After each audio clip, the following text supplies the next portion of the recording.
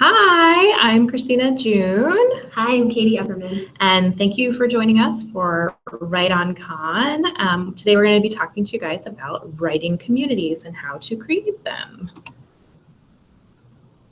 Let me share our screen here.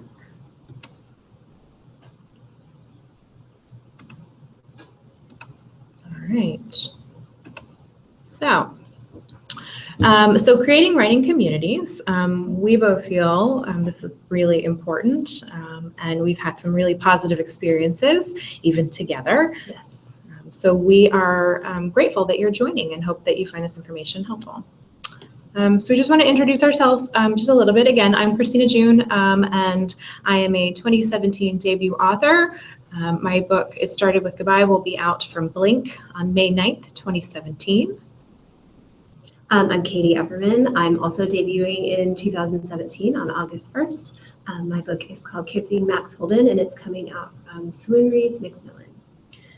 And so just a little bit about our first experiences with writing communities. About 5 years ago, I had joined Twitter. I was reviewing books online and started following the amazing Susan Dennard, and happened across a hashtag she was using. If you're curious, it was hashtag Banff Word Battles. And I found a group of lovely writers, and we decided to form a critique group, and we have been together ever since. It's really fortuitous that I met them online. I started writing about 8 years ago, and again, started with Twitter. I had a blog. I still have a blog.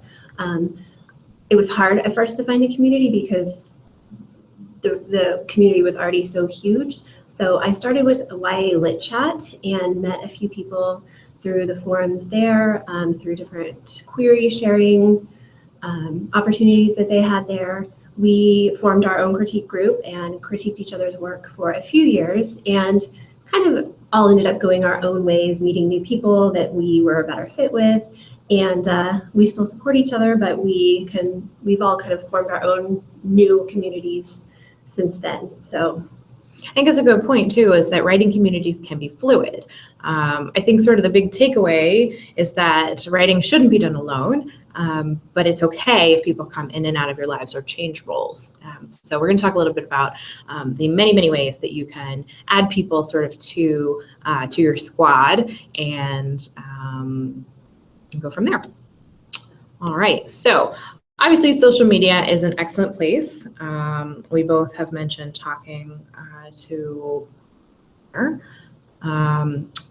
We understand that Twitter can be intimidating if you're not used to it. It does move very quickly, a lot of conversations, a lot of people involved. And so generally we recommend observing first. Follow a few people that you enjoy, authors, other aspiring writers, and just sort of pay attention to the types of conversations that they have, so you know what your comfort level is. I think also following industry professionals, agents, absolutely, editors can also kind of widen the scope of what you're getting from Twitter. Absolutely. So a really big hashtag is #amwriting. It's sort of a catch-all. You can find people with all genres, all levels of writing, and it's a good place to start. I got a lot of followers when I first started from using that hashtag. Mm-hmm. And I am a big fan of the One Line Wednesday hashtag. There's a theme to it each week. You can find the theme on the hashtag, and then you go through your work in progress or whatever you happen to be working on and share a line that follows that theme. And it's another good way to find writers and add to your community. Excellent.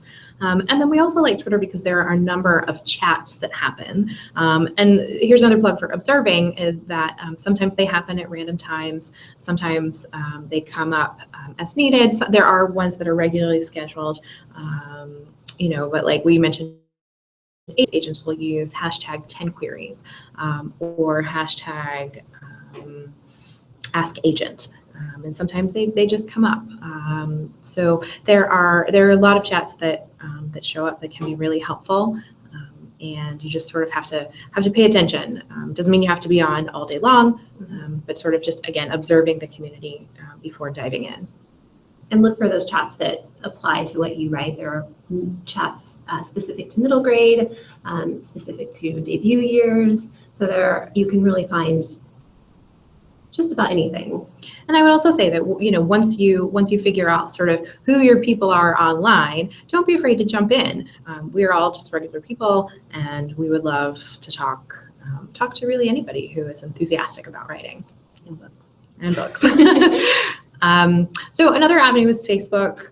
I think sometimes because of the privacy levels on Facebook and interest level and that type of thing, that it may be difficult to find people. So just be aware that there are a good number of writing groups out there. Many of them are secret. So you find your people and then you can create your own secret group. Mm-hmm. That's a good way to keep in touch with them. Go to Facebook and search YA writing group, and oftentimes Facebook will give you additional suggestions that are related. Some of these groups are very large, and some of them are promotion focused, which might not be super helpful if you're looking for people to share your work with, but they're good starting places for making connections. Yeah, I think a lot of times with those big groups, smaller groups will branch off of those. Mm-hmm, absolutely. With more specific interests. So I think that's a good way to kind of get your foot into the door of some of those groups that can be secret or very private, starting big and narrowing the focus. Yeah. I'm going to let Katie take Instagram since she is much more versed in it than I am. Oh, I love it. I love Instagram. Instagram, I think, is all about hashtags when you're looking for people with like interests. Writers of Instagram, authors of Instagram, authors of IG. There are lots of variations of very similar ideas. I focus on YA lit or young adult hashtags most often because that's what I write. But of course, there are kid lit, middle grade, romance, whatever you happen to write.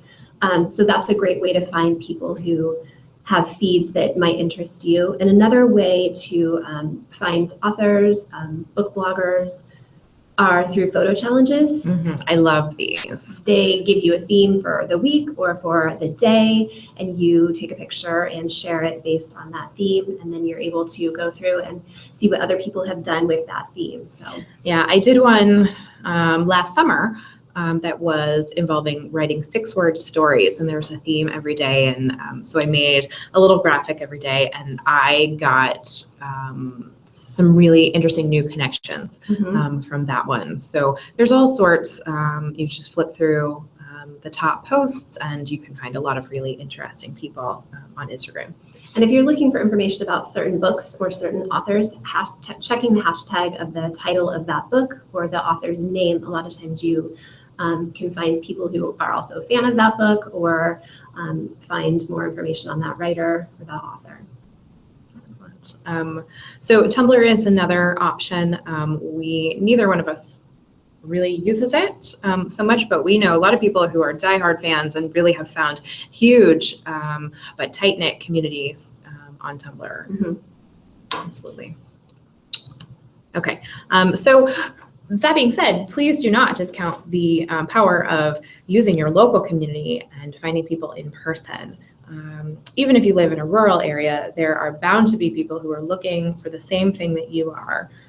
I know a lot of people who just live by their in-person writing groups, and they meet once a week and they share snippets of their writing and they get really good feedback. I would say talking about your work in person really can help create thick skin. Mm-hmm. And also being forced to talk about somebody else's work and contributing your own insights can bring a lot of improvement to you looking at your own work as well. I agree. And if you're in one of those more rural areas where maybe book tours are not rolling through town, I think the library is a great resource for writing communities. Just Absolutely. Looking at the bulletin board, you may have to kind of broaden the scope of genres or age groups that you're looking for, but I think you can find lots of different meetups and people who are writing just like you are. Yeah. And sort of in the same vein, I would say independent bookstores. I know not every town will have one, but I think that the booksellers at independent bookstores do a fabulous job of creating book clubs, Mm-hmm. and which could potentially turn into writing groups, author panels where, if you go to a couple, you probably might run into the same sort of circles of people attending the same ones. Don't be afraid to go up to those people and say, hey, are you writing too? Because it's always a good idea to have, if you can, someone nearby to bounce ideas off of. And I haven't used it personally, but the Meetup website, you can often put in your interests and your location and come up with a lot of really interesting events. I agree. All right. There are a lot of really exciting online writing events if you can't get to something local. One of my favorite is National Novel Writing Month. I have participated and won, yay, the last 5 years. And I love the forums on there. They're really great for finding inspiration, and I love hearing what other people are working on. I'm also a fan of NaNoWriMo. I have done it 3 times.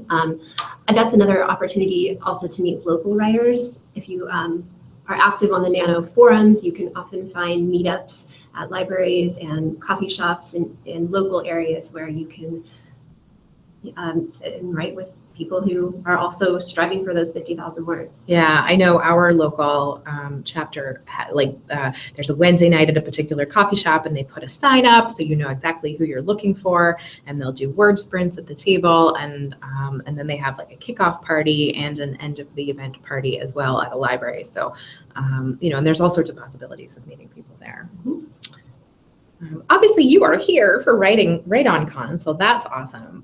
I was so excited to have the opportunity to talk to you all today because WriteOnCon was really integral for me in finding some people randomly. The first time I did it several years ago, I found a writer who was literally down the street from me, and now we talk about our work regularly, and so that's been really helpful. Also say that the other resources that are available from WriteOnCon, like the agent feedback and that type of thing, I actually sent my first query because of WriteOnCon. I had a pitch read on an on-air agent feedback event, and so that was really exciting. So thanks for being here. You have taken a huge step into being part of the community and forming your own. So. I also participated in WriteOnCon a few years back when I was on the agent hunt, and so much from the different panels and the different writers and agents who donated their time. So I'm a big fan of online writing events. They're easy to get to, they're often inexpensive, and you can gain tons of knowledge from them. Yeah.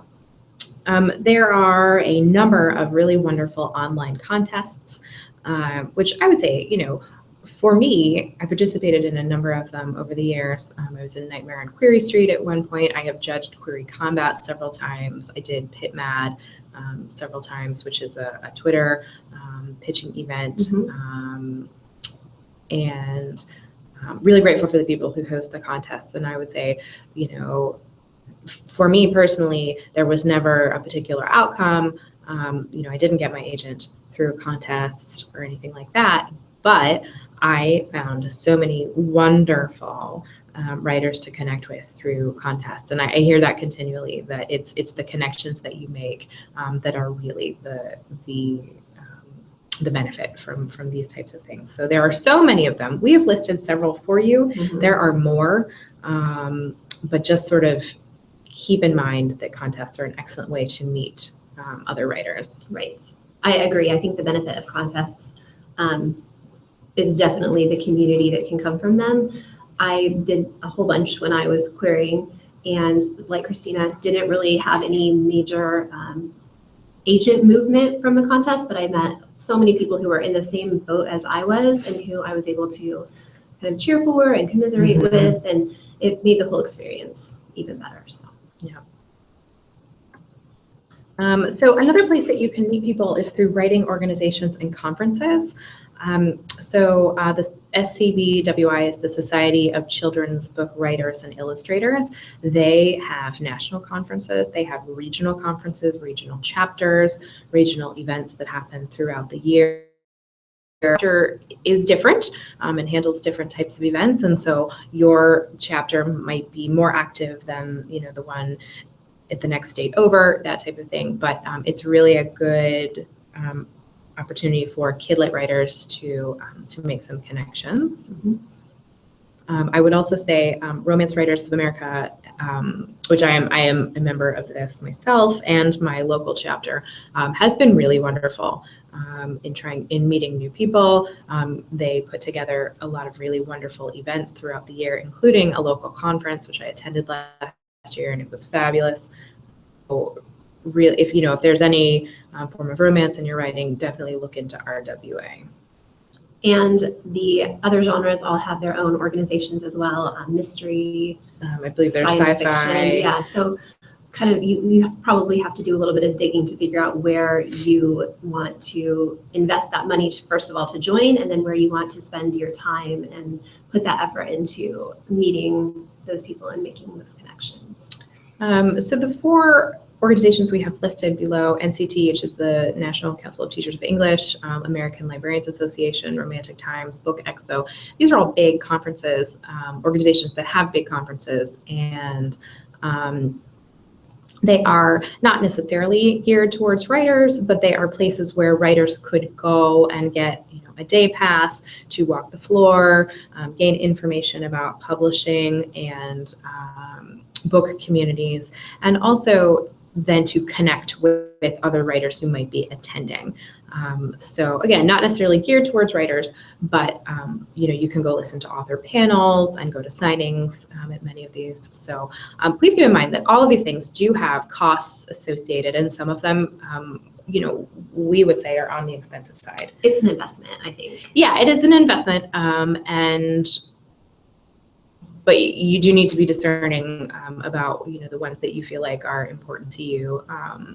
So just keep in mind, and sometimes your membership comes with perks. For example, RWA, if you join, you have the opportunity to participate in online courses about writing and publishing that are very inexpensive. So there are other things that can be offered with your membership.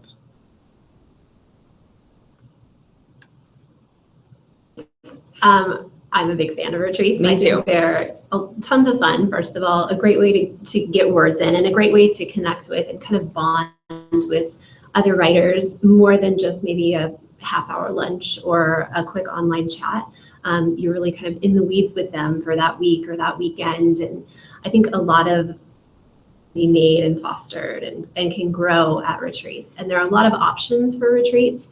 We've listed a few, the Madcap retreats, Highlights Foundation, Wordsmith workshops. There are tons of others as well. And there are also, anything can be a retreat. You can retreat over the weekend at your house, send your spouse away. Absolutely. We know a lot of people who will, get a hotel room for the weekend, Mm-hmm. or rent a house near the beach. If you have a few people, you can easily cut costs. You can take turns making meals. You can dedicate huge chunks of that day to writing and socializing. And I think they're just a great way to kind of recharge and kind of remember that you're not alone. Yeah, I think it's more, not only is it important for getting your own work done, but really, if you're spending hours and hours with other writers, it's a really good opportunity to ask some of those questions that you might not think of if you're just hanging out online, or if you're with someone for a short period of time. I will put a plug in for, if you're making your own, thinking about going off the grid, get rid of the internet and all of the things that are distractions, and go off into the woods, into a cabin with your critique partners, and just bang out the words. I've done this several times with my own partners, and we have sometimes written upwards of 20,000 words in a weekend. I believe someone even finished NaNoWriMo in 3 days over one of our retreats. So it really, you can be very productive. It's motivating and inspiring, I think, to be in a room with other writers who are just kind of pounding away at the keyboard. Definitely. Why is this important? I'm assuming that if you're listening to this presentation, you already know why it's important, and you're taking that first step into maybe widening your. So we both feel really strongly that critique partners and beta readers and writers in other roles make your own work better. And I think giving feedback in return can also improve your craft. You gain notes and feedback from CPs, and then you learn from reading and critiquing their work. I think those go hand in hand, and I think they're huge in improving. Absolutely. Networking, depending on where your writing friends are at in their own journey, can be really helpful. It's nice to have writers at different levels. I remember when I was first starting going to author panels and speaking to the authors and just sort of saying, hey, I'm an inspiring writer. And many of them offered to connect with me at other times. And really, they were very enthusiastic. And so I try and do that now that I'm a little bit further on, try to do that for newer writers. So that's really helpful. I agree. Also, you learn so much about publishing from different writing communities, from Twitter. Like I said earlier, if you're following agents or other industry professionals, you learn about the query process. You learn about how to write a good query. You might learn about the submission process. Going to conferences and sitting in on panels, you gain tons of knowledge that you might not necessarily get from just reading books on craft or on the publishing experience. I think our favorite parts of having your writing community is the camaraderie and commiseration that you can get. I mean, publishing is not easy. Writing is hard. It is not just sitting there and typing in front of a computer and everything is perfect. And so sometimes, a lot of the time, you need other people. It absolutely should not be a solitary activity. And I think it's really important to have a trusted small group of writer friends who you can email with amazing news or email to let them know that you just received a crushing blow. I think writers understand that better than spouses or partners or parents or friends who are not in the writing community. Yeah, it's really hard to know how everything works or what it feels like if you're not in it. So finding people that you trust for, we've got support on there, brainstorming, just sort of being your team. Mm-hmm. And then we just want to share how we met. In this picture, you'll see Katie, and then next to Katie is the fabulous Angel McQuaid, and then my mother, and then me. We met in line for going to see Judy Blume. Which was amazing. Absolutely. Katie and I were already friends online. I think we met through her blog. Mm-hmm. I participated in a challenge that she was running, and we went up to Katie in line and said, "Are you Katie Upperman?" And she said, "Yep." And so then we all ended up sitting together, and here we are today. Right. So I feel like Katie is an integral part of my team. Ditto. And we, had one of these fun random meetings. So that incorporates a couple of things that we've mentioned, online and author panels. Mm-hmm. So again, you never know where you meet someone and how wonderful that connection will be. So we understand it can be intimidating to put yourself out there, especially when you're sharing your words, your book babies. But it can be so rewarding and can make your writing life so much richer. I agree. So thank you so much for joining us. And we really appreciate the time that you have taken to be with us today. Yeah, it was fun to reflect on building community and absolutely how it's all grown and transformed over the years. Yeah. So thank you so much for attending, and we hope you enjoy the rest of your time at WriteOnCon. Thanks. Thanks.